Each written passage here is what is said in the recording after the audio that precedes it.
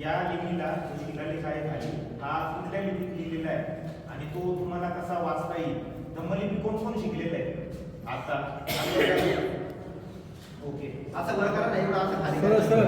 आनंदाने वरती करायचं. तुम्ही सर्वांपेक्षा एक पाऊल पुढे तुम्ही धम्मलिपी शिकलेले आहात त्यासाठी अभिनंदन.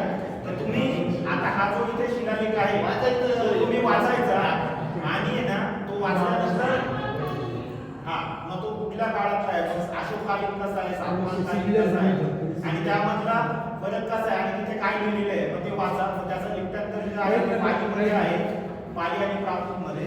मग त्याचं आत्ताच्या देवनागरीमध्ये आणि किंवा आपल्या मराठी बोली भाषेत त्याचा अर्थ काय होतो हा तुम्हाला आम्ही नंतर समजून सांगू. पहिले सर्वांनी आहे ना खाली यायचंय, शिलालेख वाचताना सर्वांनी शांतता ठेवायची, कारण की तू जे वाचतोय ते आपल्याला येत नाही म्हणून आपण ते ऐकण्यासाठी शांतता ठेवायची.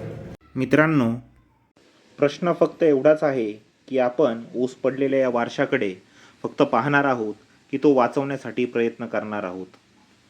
जर तुम्हालाही अशा मोहिमेत सहभागी व्हायचे असेल तर आमच्या व्हॉट्सॲप कम्युनिटीमध्ये सामील व्हा. लिंक कमेंट बॉक्समध्ये दिलेलीच आहे. आणि हा वारसा जपण्यासाठी फॉलो आणि शेअर नक्की करा.